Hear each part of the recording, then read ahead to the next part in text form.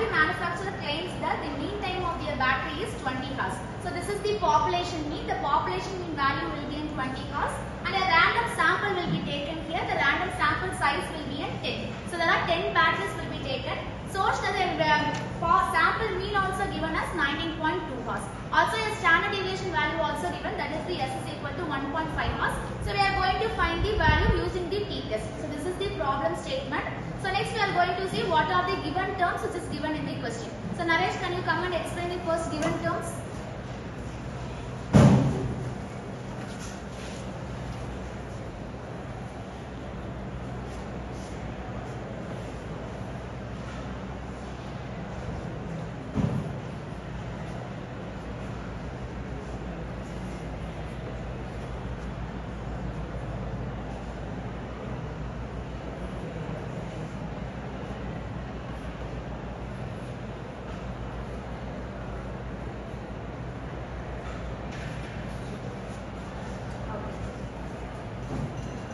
So these are the given terms. So n means sample size. The sample size will be in 10. Then x bar means sample mean. The value of sample mean will be 19.2.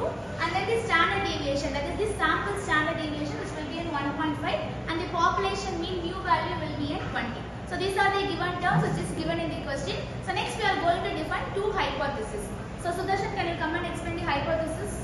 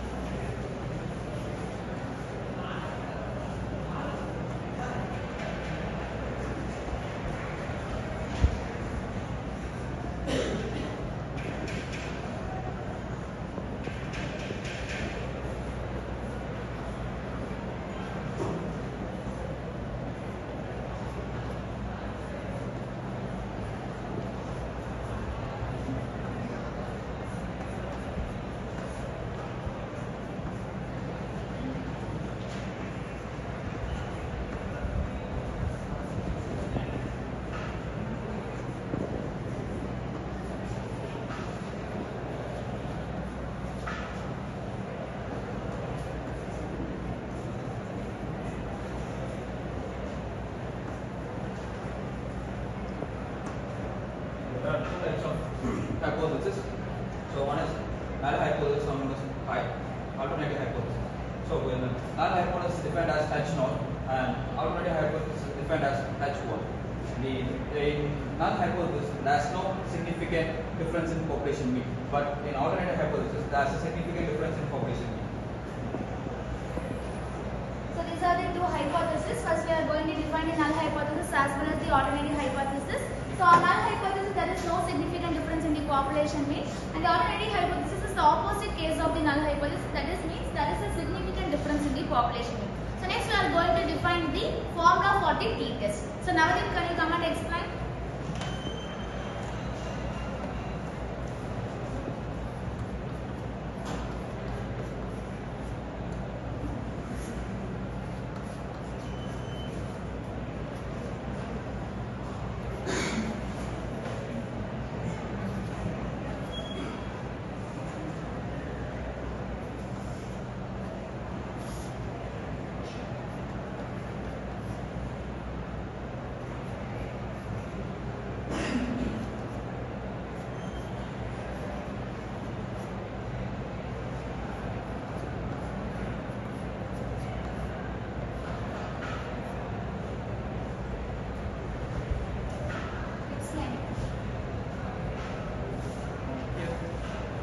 The formula is t equals to x bar minus mu by s by root n. After substituting the values, we got an answer t equals to minus 1.69. The answer should not be negative. That's why modulus of t equals to 1.69. So the t formula will be as x bar minus mu by s by root n. So this is the formula for the t-test for single mean. So after substituting all those values, we get an answer as 1 minus 1.69. So we have to find the value of mod t. So mod t will be the negative cases will be in a positive case. So the answer will be the mod t will be equal to 1.69. So next we are going to calculate the degrees of freedom. From the degrees of freedom we are going to find the value using the t table. So after that we are going to compare the calculated value as well as the table value and we are going to find the answer. So next Abhilash, can you complete the problem? So by using t-test, we have get the answer as 1.69. So we have to find a critical value. So critical value of 5%. In the question there is no not given us any critical value. So we directly take a value of 5%. So 5% is 0.05. And then we have to find a DF value. DF is equal to n minus 1.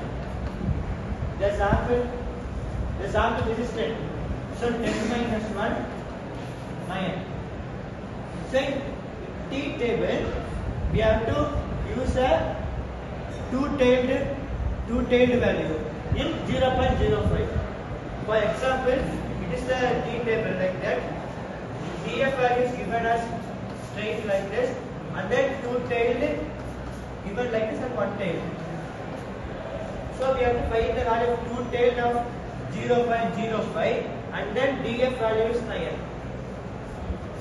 So like this only we have to search a number in a T table. So the answer was 2.262. So we have to take and prove both values. Our t-test is lesser than critical value, like 1.69 is lesser than 2.262. So we accept null hypothesis. If the t value is greater than we have find the critical value, it is rejected. So it is lesser than. So we accepted null hypothesis. Thank you. Very good. So to find the critical value, first we have to find the degrees of freedom. So DF formula will be n minus 1. So substitute the n value, we get an answer as 91. So as we said, we have to find out in the table value. So here we have to see the 0.0 in the top row and the degrees of freedom in the first column. So the coincident value will be a value for the critical value. So here the critical value will be 2.262. So next we are going to compare the calculated value as well as the table value. While comparing, if our calculated value is less than, we have to accept the null hypothesis. If it is greater, we are going to reject the null hypothesis. But in our case, our calculated value, that is 1.69, which is less than the table value, that is 2.262. So we are going to accept the null hypothesis. So if we accept the null hypothesis, the final answer will be n. There is no significant difference in the population mean.